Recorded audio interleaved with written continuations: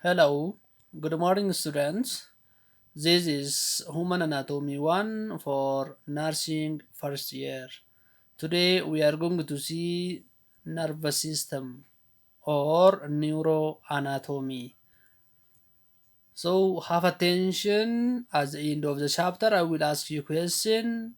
Please try to respond. Good. In general, what's the main function of nervous system? We are going to classify broadly into three: sensory function, integrative function, and the motor function. Sensory function means those receptors which take information from periphery to central nervous system, or simply we call it afferents, or it is named as simply inputs. Integrative function means once it came to central nervous system, it should be processed and interpreted to meaningful message. In central nervous system, mainly in brain, this integrative function or processing simply call it. The other is motor function means the output. That's the information which is changed to meaningful message in central nervous system. It should come down from central nervous system to effector. This is what we call it motor function. Therefore, sensory means simply to central nervous system. Integrative means processing in central nervous system, and the motor means away from central nervous system. Good. This is simply to show you classification of central nervous system. Nervous system we are going to classify into two as central nervous system and the peripheral nervous system. Central nervous systems are brain and the spinal cord, as you observe from your figure here. This is the brain, this is the spinal cord, this is central nervous system. Peripheral nervous system means those which arise from the central nervous system. Those which arise from central nervous system, these are nerves. What are these nerves? Those which arise from the brain, cranial nerves. Those which arise from spinal cord, spinal nerves. There are about 12 cranial nerves, pair of 12 cranial nerves from the brain, and pair of 31 nerves, spinal nerves from spinal cord. So simply we can classify into two as central nervous system and the peripheral. Central, brain, the spinal cord, and the peripheral means which arise from this one. So these simply can be classified as these nerves, as we have seen previously. Some of them, they took sensory to central nervous system. These are sensory or afferents.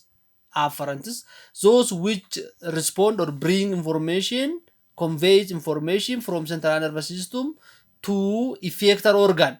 It can be to the muscle, to the glands. This is what we call it efferents.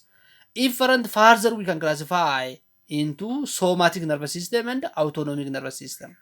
Somatic means if they convey information to skeletal muscle, which is voluntary in function. Voluntary. It is under our conscious control. Autonomic nervous system means if it is to information to smooth muscle, cardiac muscle, and the glands. Smooth muscle, for example, digestion. Can you control digestion of food in your stomach? You cannot do this. Can you control heartbeat? You cannot do this. Can you control secretion of the glands? No. That's why it is out of our conscious control. Therefore, this is autonomic. Autonomic we can classify further into sympathetic and parasympathetic. Sympathetic means those which in some organ it increase, like what we call it, increase the secretion, fight or flight. As you observe from the slide, have you seen the individual? Snake is coming to the individual, so this individual is running. At this time, the secretion of sympathetic is increased. In another case, opposite to this is parasympathetic, rest or digest. That means the individual opposite to this. Have you seen the individual looks like sleeping? So this is what we call it, the parasympathetic nervous system. Both of them are opposite to each other, dual mechanism, so that they keep the body balances. When one increase, the other decrease, keeping body balances. Good. So let's classify. Now let's come to cell of nervous system. Cell of nervous system, roughly we can classify into two. One is nerve cell or neuron. The second is neuroglia or supporting cell. Nerve cell means those which are specialized to transmit the impulse or impulse conduction. Neuroglial means simply a supportive cell. Supportive cell means they are unable to transmit the impulses, but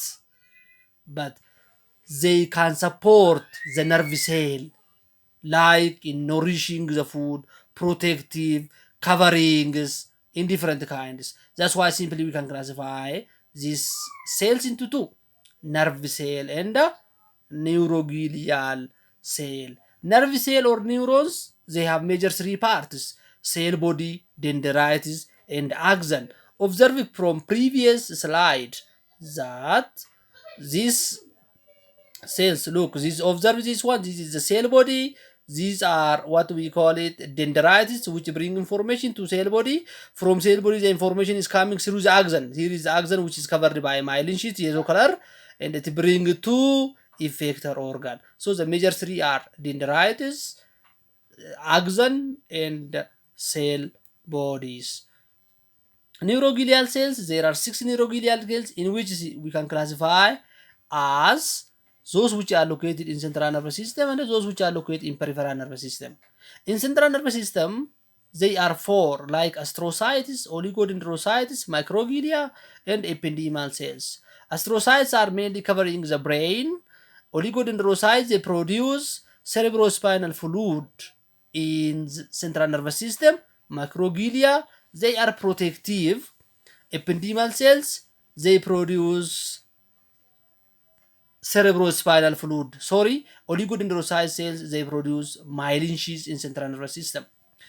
The two which are found in peripheral nervous system, Schwann cell and the satellite cells. Schwann cells are producing myelin sheaths. So don't forget, Schwann cell, myelin sheaths in peripheral nervous system. Oligodendrocyte, myelin sheaths again in central nervous system. Satellite cells, they are covering the cell body and for formation of the nutrient values. The other, before coming to central nervous system, let's see protective of central nervous system. This is what we call it: special membrane covering the central nervous system, as named as meninges, which have three layers: outer layer, middle layer, and inner layer. It covers central nervous system. Which central nervous system? It can be brain, it can be spinal cord. So the outer one is very strong, tough, what we call it dura mater. The middle one is arachnoid mater. Arachnoid look like that of a spider web. The other is pia mater, the inner, which is soft and delicate layer. So these are the three layers.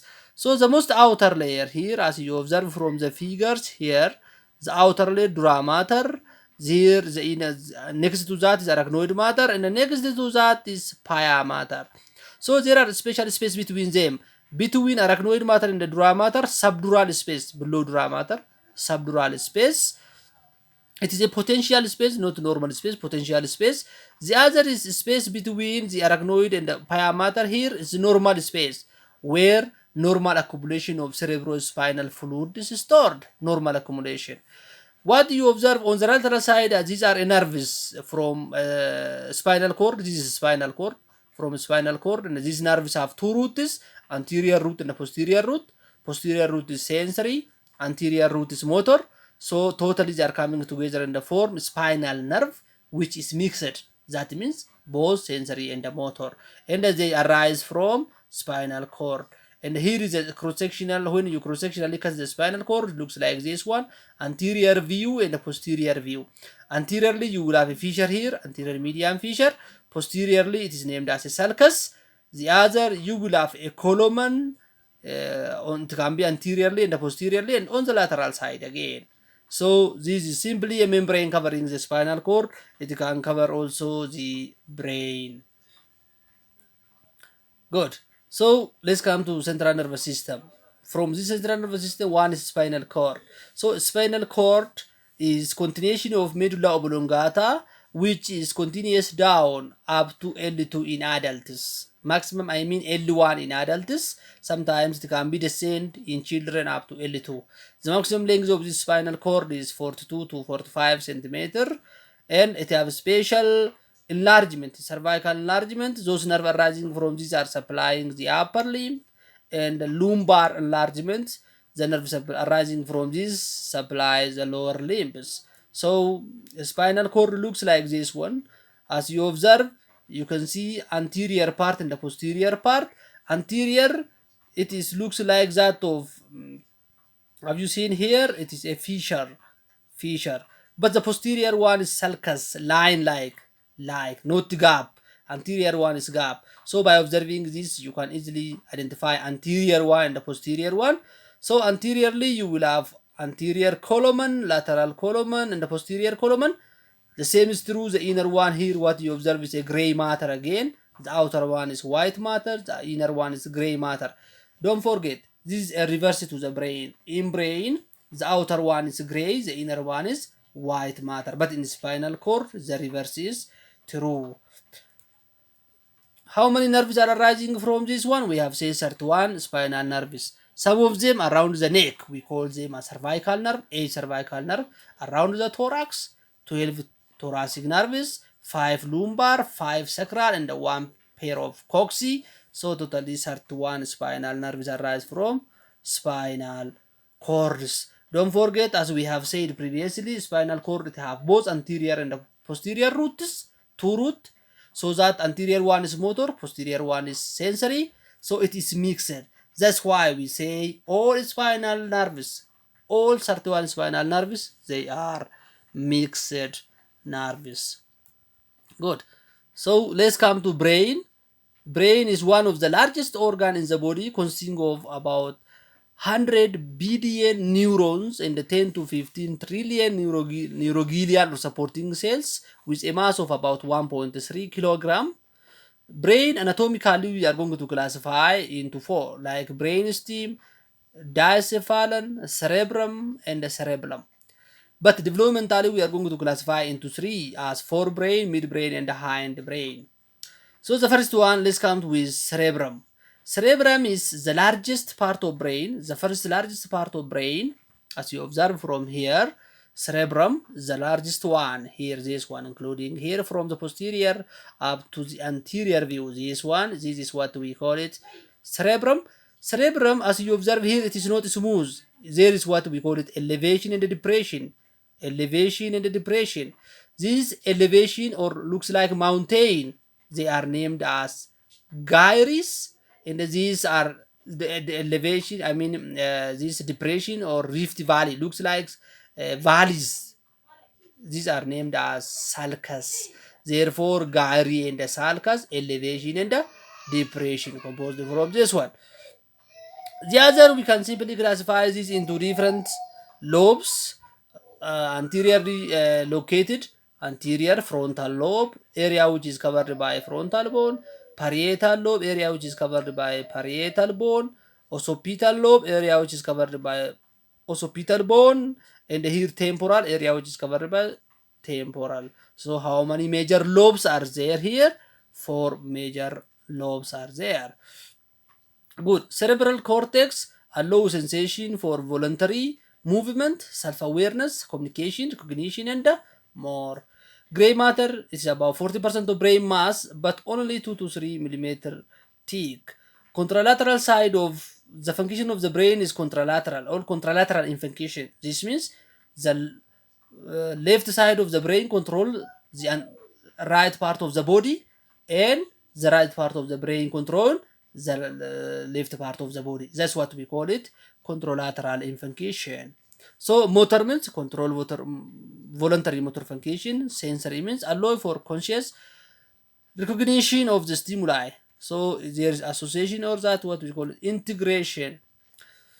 In brain we have said, don't forget, we have classified this as outer part and the inner part. Outer part is gray matter, the inner part is white matter. This white matter have a fibers which communicate different lobe of the brain. How many lobe we have said? Four. Frontal, parietal, temporal, and occipital. This lobe should communicate to each other by what? Fiber, white fibers. These fibers we are going to classify simply into three: commissural fibers, association fibers, and the projection fibers. Commissural fibers means simply a fiber which connects the right and the left hemisphere of the brain. Right hemisphere and the left hemisphere. It can be on the right side and the left side, frontal lobe, or parietal, right and the left, or temporal right and the left, they are communicated to each other by commissural fibers. And the largest commissural fibers is corpus callosum. Association fibers is the shortest one, which is confined in a single hemisphere. If it is on the left, only on the left. If it is on the right, only on the right.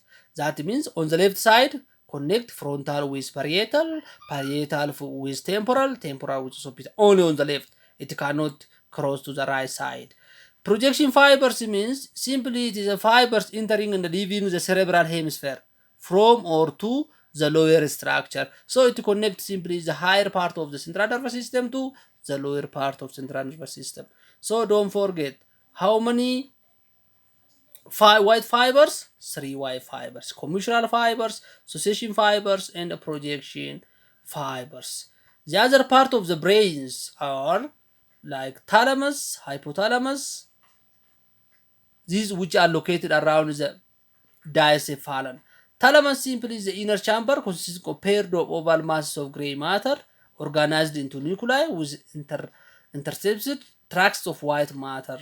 So it is used as a passageway for the information or fibers entering and leaving the cerebrum. Hypothalamus, hypo means under, simply located under the under the thalamus. So it is used for it is a small portion of the diencephalon that lie below the thalamus and above the pituitary glands. Although the size is small, the hypothalamus controls many important body activities, most of them related to homeostasis, like if you need to drink something, if you need to eat something, hungry, these are controlled by hypothalamus. The other is pineal gland. It's about size of small pea and protrude from the posterior middle of the third ventricle, and it is named as biological clock because it simply identifies the rhythm of day and the night. So this is located at the diencephalon again. The other is brainstem. Brainstem we are going to classify into three: superior one, middle, and inferior one. The most superior one is midbrain, the next one is pons, the other is medulla oblongata. So if you try to observe from that of what we call a slide, here it is midbrain, then here is pons, below this is what we call it medulla oblongata, which is continuous with that of spinal cord. So the major function here is attachment or origin for cranial nerves. Midbrain, origin for cranial nerve number 3 and 4. Pons, origin for cranial nerves 5 to 8. And middle oblongata, the rest of cranial nerve. That means from 8 to 12. Don't forget, 3 and 4, midbrain, 5 to 8, pons, 8 to 12, medulla oblongata. What about the first one? The first one from cerebrum, and the second one from where? Second one from where? From diencephalon. Don't forget this one. That's why we say simply brainstem is used for attachment of cranial nerves. Good. The other is cerebellum. See you next with cerebellum. Today we will stop here. So don't forget to write me through my WhatsApp if you have question. See you next with cerebellum. Thank you very much. Bye.